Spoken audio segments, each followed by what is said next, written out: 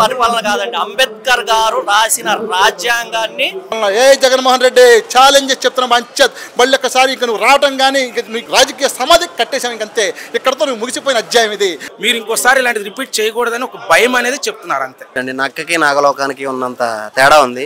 ఎంతో మందికి అండగా నిలిచిన వ్యక్తి పవన్ కళ్యాణ్ గారు. ఇవాళ చెప్పాలంటే మన రాష్ట్రంలో దేవుళ్ళ లాంటి వ్యక్తి పవన్ కళ్యాణ్ గారు అని. పరిపాలన కాదండి, అంబేద్కర్ గారు రాసిన రాజ్యాంగాన్ని. రీసెంట్ గా చూసుకుంటే వల్లభనేని వంశీ గారిని అరెస్ట్ చేశారు కదా, దీని మీద మీ అభిప్రాయం ఏంటి? వల్లభనేని వంశీ గారికి సరైన శిక్ష పడుతుందండి.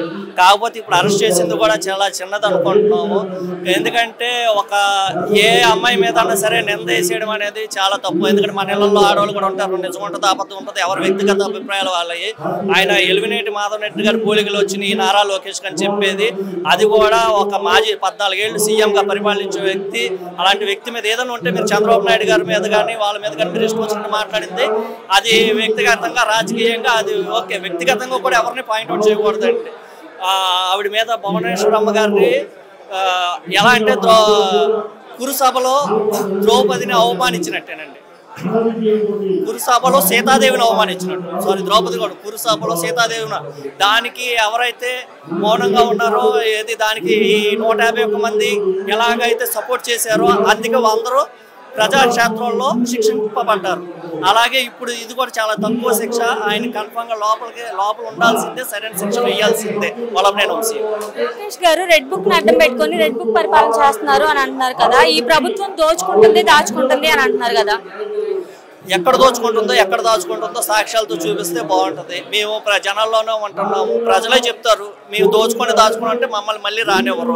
దోచుకుంటున్నారు దాచుకున్నారు కాబట్టి వాళ్ళని 5 ఏళ్ల కాలానికి పరిమితం చేశారు. అలాగే లోకేష్ బాబు రెడ్ బుక్ పరిపాలన అన్నారు.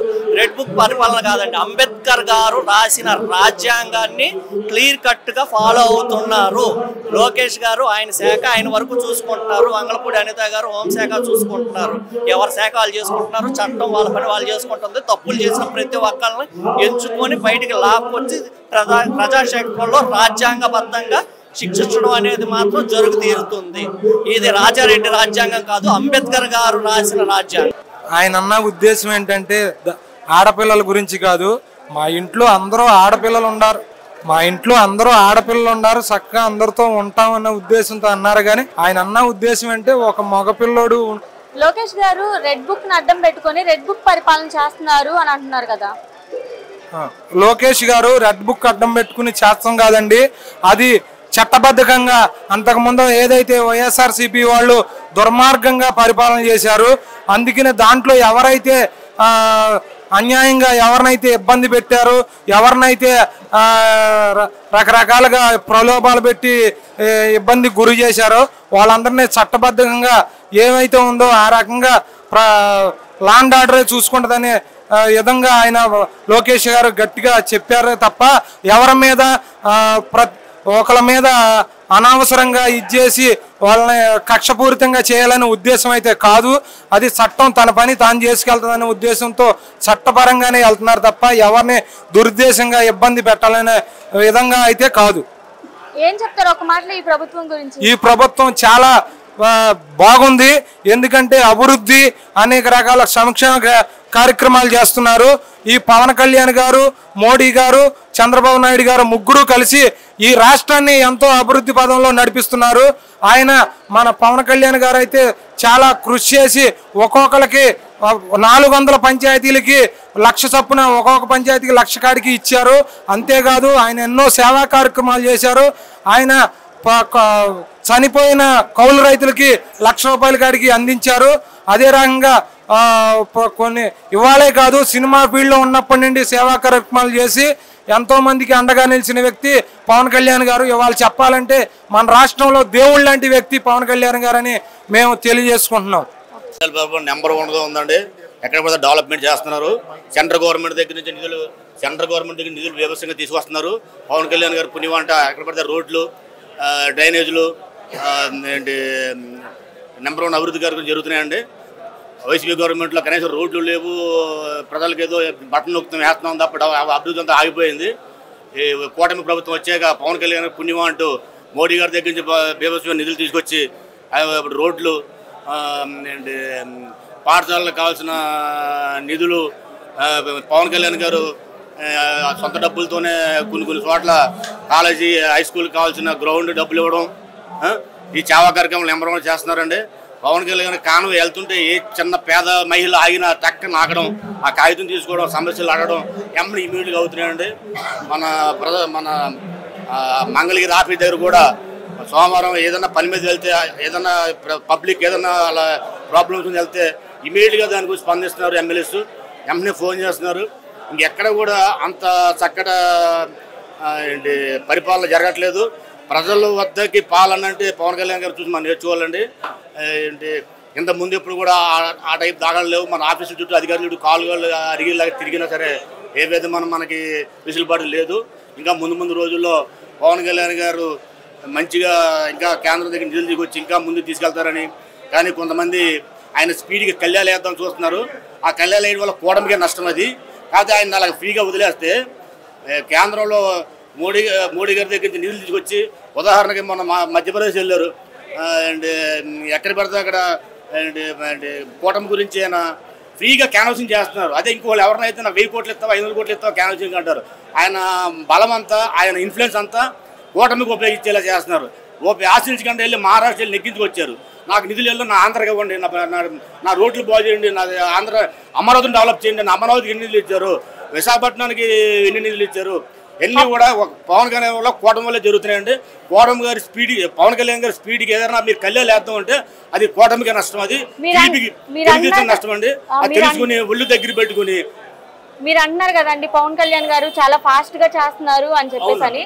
అపోజిషన్ వాళ్ళు మరి ప్రశ్నిస్తున్నారు కదా, సూపర్ 6 పథకాలకి నాది హామీ అన్నారు. వచ్చి 5 నెలలు 6 నెలలు అయింది, 2 3 చేశారు.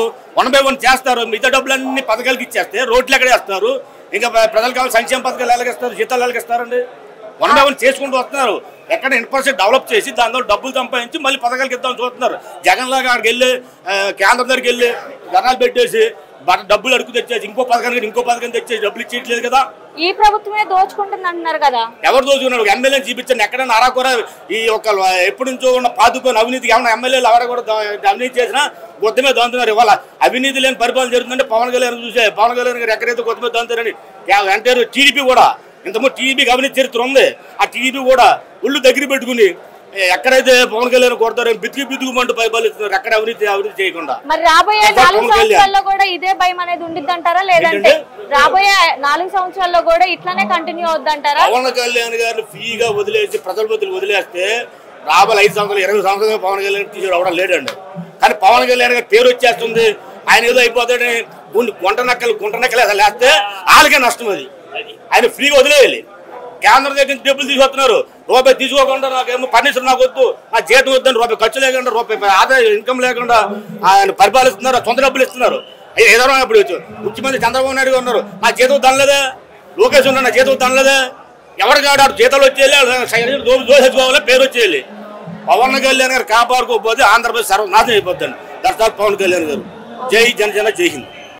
రాష్ట్రాన్ని చిన్నాభిన్నం చేసి ప్రజా వ్యవస్థను అతలకుతలం చేసి ప్రభుత్వ తాలూకా సెక్టార్లను కూడా ఒక ప్రభుత్వ ప్రతినిధులు దాన్ని సరిచేయలేని విధంగా చేయడం వల్ల చంద్రబాబు లాంటి అనుభవజ్ఞులకి కానీ పవన్ కళ్యాణ్ గారి సమర్థులకు కానీ కొంచెం సరి చేసుకునే ప్రాసెస్గా గడుస్తుంది. కానీ ఎక్కడ కూడా అహంభావానికి కానీ అధికార మతోన్మాదానికి తావు లేకుండా పూర్తి స్థాయిలో ప్రజలకు సుపరిపాలన పరిపాలన అందించే దిశగా అడుగులు వేసే విధంగా ఒక అడ్మినిస్ట్రేటివ్ దిశగా అడుగులు వేస్తుంది ఈ కూటమి ప్రభుత్వం.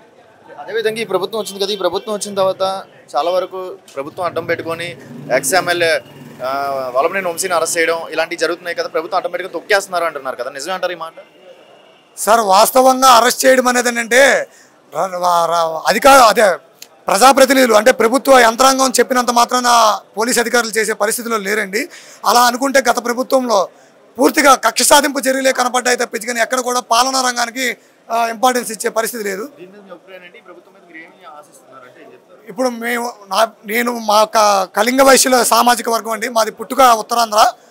అలాగా 4 దశాబ్దాలుగా అంచెలంచెలుగా ఈ 20 రాష్ట్ర వ్యాప్తంగా అన్ని జిల్లాల్లో మేము విస్తరించున్నాము. ముఖ్యంగా ఉత్తరాంధ్ర మినహాయించి గత జిల్లాల లెక్కల ప్రకారంగా లెక్కేసుకుంటే 10 జిల్లాలు, ఇప్పుడు లెక్కల ప్రకారంగా 20 జిల్లాల్లో 25,000 కుటుంబాలు ఉన్నాయి. అంటే 1,00,000 మంది కళింగ వైశ్యులు ఉన్నారు. మాకు బీసీడీ 2014లో చంద్రబాబు నాయుడు గారు గవర్నమెంట్ అధికారంలోకి వచ్చిన 100 రోజులకి ఇచ్చింది మా కమ్యూనిటీకి. వాస్తవానికి మన వైశ్య జాతిని 72 పేర్లతో పిలుస్తారు భారతదేశంలో. అలాగే మాది ఒక కళింగ వైశ్య సామాజిక వర్గం. పుట్టిన వైశ్య కులంలో సరే మేము ఆర్థికంగా బాగా వెనకబడి ఉన్నాం కాబట్టి అప్పుడు చంద్రబాబు గారి ప్రభుత్వం బీసీ జాబితా చేసింది. కాకపోతే అక్కడ బ్రతుకులేక ఆధారాలు లేక బరబరలాడుతూ వచ్చిన ఈ జిల్లాల్లో పేరుకు రాష్ట్రాల్లో రాష్ట్ర రాజధానిలో బతుకుతున్న పేరుకే కానీ ఎక్కడ కూడా పనులు చేసుకొని తోపుడు బళ్ళు వేసుకొని చిరుచిరు వ్యాపారం వేసుకునే వాళ్ళు ఉన్నారు ఎక్కువ మా సామాజిక వర్గం వాళ్ళు. ఆ బీసీ బలాలు మాకు ఇక్కడ నివసిస్తున్న వరకు ఎక్కువ కావాలి. ఎందుకంటే రాష్ట్ర ప్రభుత్వాలైనా కేంద్ర ప్రభుత్వాలైనా సరే మేము ఎక్కడ నివసిస్తున్నా సరే మా ఓటు హక్కును తీసుకుంటున్నాయి. అలాగే మేము ఎక్కడైతే ఓటు హక్కు వినియోగించుకున్నాం మా సామాజిక వర్గం సంబంధించిన ఆ బీసీడీ యొక్క సర్టిఫికేట్లు కానీ ప్రతిఫలాలు కానీ మేము ఓటు హక్కు వినియోగించుకునే చోట ఇవ్వాలని 8 ఏళ్ళుగా పోరాటం చేస్తున్నాం. గత ప్రభుత్వానికి పలుమార్లు విజ్ఞప్తి చేశాము. ప్రభుత్వ యంత్రాంగాన్ని కూడా తీసుకెళ్ళాము. గుర్తించి చేసిద్దని నమ్మకం ఉందా? మీకంటే రెక్టిఫై చేస్తారని నమ్మకం ఉందా? నమ్మచ్చు అంటారా పవన్ కళ్యాణ్ గారిని? లైక్ ఇక్కడ ఉన్న ఎమ్మెల్యేలు కానీ కింద ఉన్న వాళ్ళు కానీ? సార్ ఖచ్చితంగా నమ్మొచ్చు సార్. ఎందుకంటే రాజకీయాల్లోకి ఈరోజు ఎవరైనా సరే డబ్బు కోసమో పేరు కోసమో వస్తారు. అందుకోసం వాళ్ళు ఏమైనా దిగజారుతారు. కానీ అందరూ వేరు, పవన్ కళ్యాణ్ గారు వేరు. ఎందుకంటే ఆయన డబ్బు కోసమో రాజకీయ పేరు కోసమో రాదండి. ఆయన సంపాదించాలనుకుంటే 22 ఏళ్ళకి ఆయన ఒక మల్టీనేషనల్ కంపెనీ యాడ్స్ చేసుకుని కొన్ని వేల కోట్లు సంపాదించు, వరుసగా సినిమాలు చేసుకుని సంపాదించు. పేరంటారా ప్రపంచవ్యాప్తంగా ప్రతి యువత గుండెల్లో గుడి కట్టుకున్న వ్యక్తి ఆయన. ఈ రెండింటి కోసం కాదు, ఈ రోజు ఆంధ్ర రాష్ట్రంలో కానీ నేటి భారతదేశంలో కానీ మనిషిగా పుట్టినందుకు తాను ఒక చరిత్ర సృష్టించాలనే బలమైన ఆశయంతో ఆయన రాజకీయ పార్టీ స్థాపించి ఆ దిశగానే 10 ఏళ్ల పాటు పార్టీ అధికారంలో లేకపోయినా ఎన్నో కుటుంబాల్లో ఉన్న సమస్యలు వెలుగులో తీసుకురావడం, ఎన్నో ఊళ్ళలో ఉన్న అసమానతలను తీసుకొచ్చి వెలుగులో తీసుకొచ్చారు ఆయన అధికారంలో లేనప్పుడే. నిజం చెప్పాలంటే పదవికి ఆయన అలంకారం కానీ ఆయనకి పదవి అలంకారం కాదండి. కానీ అలాగేంటంటే ఇలాగ కొన్ని దశలు అన్నారు ఏమండి 25,000 కుటుంబాలు సార్. ముఖ్యంగా మన రాష్ట్ర రాజధాని అమరావతి ప్రాంతంలోని ఉమ్మడి కృష్ణా గుంటూరు జిల్లాలోనే 10,000 కుటుంబాలు ఉన్నాయి సార్. నమ్మకం ఉందనే ఇప్పటికీ జనసేన మంత్రిత్వ శాఖలో కందుల దుర్గేష్ గారికి, నాదెండ్ల మనోహర్ గారి పేషీలో, పవన్ కళ్యాణ్ గారి పేషీలో రిప్రజెంట్ చేశాము.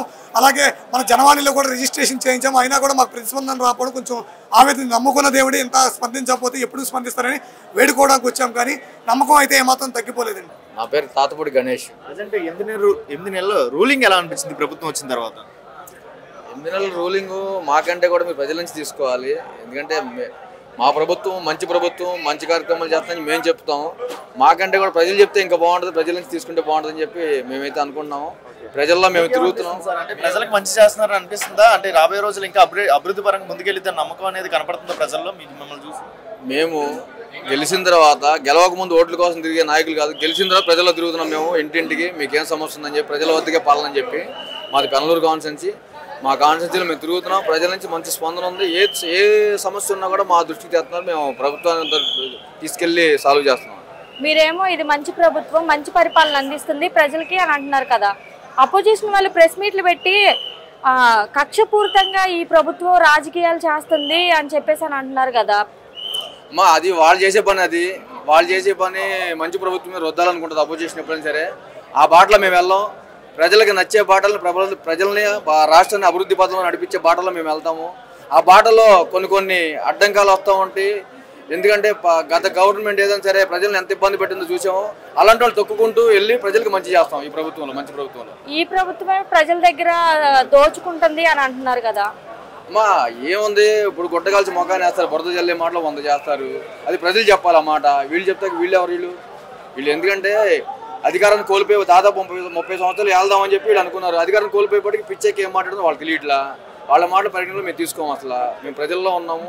ప్రజలకు ఏం కావాలి, ఏం చేయాలో మాకు తెలుసు. మా ఉప ముఖ్యమంత్రి పవన్ కళ్యాణ్ గారికి, ముఖ్యమంత్రి గారికి ప్రజలకు ఏం కావాలి, ప్రజలకు ఏం చేయాలనేది తెలుసు. ఇవాళ బీసీ కార్పొరేషన్ దాదాపు 900 కోట్లు రిలీజ్ చేసింది ఫండింగ్. గత గవర్నమెంట్ ఎప్పుడు రిలీజ్ చేసింది ఇట్లాగా.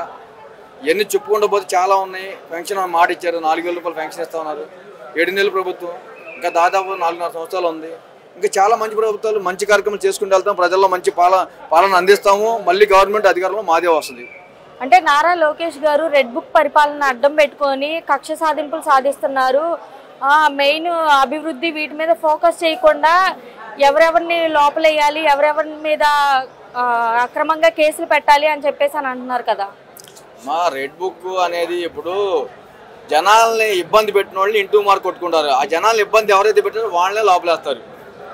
అంతే, అంతమించి ఏం లేదు. ప్రజల్ని మేలు కోరే వాళ్ళని ఎప్పుడు కూడా మేము ఏ ఇబ్బంది పెట్టాం. అపోజిషన్లో వాళ్ళు ఉంటేనే మాకు బలం. అంటే రీసెంట్గా చూసుకుంటే వల్లభనేని వంశీని కూడా అరెస్ట్ చేశారు కదా అండి, దీని మీద మీ అభిప్రాయం ఏంటి?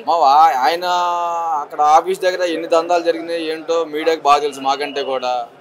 ఇవన్నీ మేము చెప్పాల్సిన అవసరం లేదు. ప్రత్యేకంగా వంశీ గారి గురించి ఆయన పరిస్థితి ఏంటి, ఎలా మాట్లాడారు ఏంటో మీకు ఎంత తెలియదు కాదు కదా. ఆయన పరిస్థితిని బట్టి చట్టం ఎవరికి చట్టం కాదు, చట్టం బట్టి చట్టం చేసుకుని వెళ్ళిపోతూ ఉంటుంది. ఇప్పుడు వంశీ కదా, మరి నెక్స్ట్ ఎవరంటారు? అదే చెప్తున్నాగా, ఈ ప్రజల్ని ఎవరైతే గత గవర్నమెంట్లో దోచుకున్నారో, ప్రభుత్వాన్ని ఇబ్బంది పెట్టారో వాళ్ళందరూ కూడా కటకటాల వెనక్కి వెళ్లాల్సిందే, వెళ్తారు. పవన్ కళ్యాణ్ గారి గురించి ఒక మాటలు ఏం చెప్తారు? ఆయన ఏ పదవి లేనప్పుడు ఏమీ లేనప్పుడు ప్రజలకి కోట్లు దానం చేసిన వ్యక్తి. అపోజిషన్లో ఉండే రైతులకి 30 కోట్లు ఇచ్చారు. అలాంటి వ్యక్తి అధికారంలోకి వచ్చినాక ఎవరైనా సరే దాచుకోవాలి, లేదంటే ఇంకోటి చేయాలనుకుంటారు. అయినా సరే మా అధ్యక్షులు వారు ఇవాళకి లక్షలు ప్రజల కోసం సొంత నిధుల నుంచి ఇస్తానే ఉన్నారు.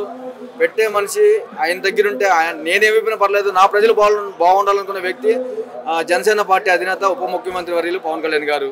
దాన్ని ఎవరు కాదనలేని సత్యం. అది ఒక మాటలు ఈ ప్రభుత్వం గురించి ఏం చెప్తారు? అదే మంచి ప్రభుత్వం అంటే ప్రజల వద్దకే పాలన, ప్రజలకు ఏమేమి సమస్యలు ఉన్నాయో అది తీర్చేది బాధ్యత మా బాధ్యత. మా అధ్యక్షుల వారి బాటలో మేము నడుస్తాం. ప్రజెంట్ కూటమి ప్రభుత్వం వచ్చి 8 నెలలు అవుతుంది కదా అండి, ఈ 8 నెలల పరిపాలన ఎలా ఉంది అంటే ఏం చెప్తారు? ముందుగా వైబ్రెంట్ ప్రేక్షకులకి నా యొక్క నమస్కారం. కూటమి ప్రభుత్వం వచ్చి 8 నెలలు అవుతుంది.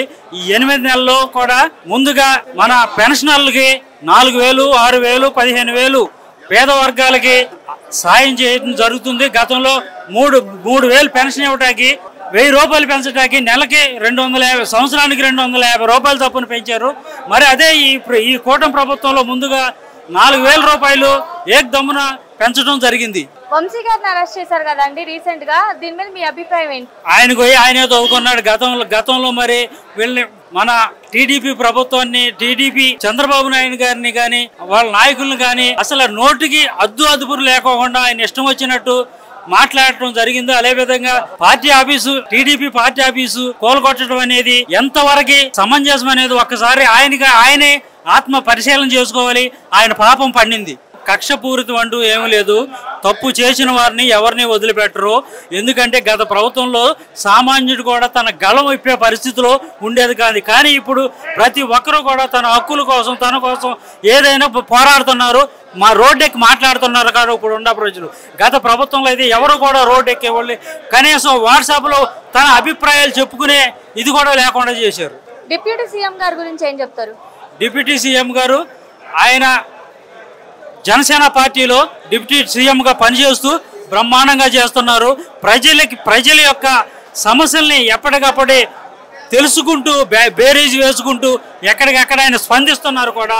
ఈరోజు మరి అన్ని దేవాలయాలు పర్యటన చేశారంటే ఎంత రాష్ట్రం సస్యశ్యామలతో ఉండాలని పర్యటన చేశారు. ఒక మాటలో ఏం చెప్తారు ఈ ప్రభుత్వం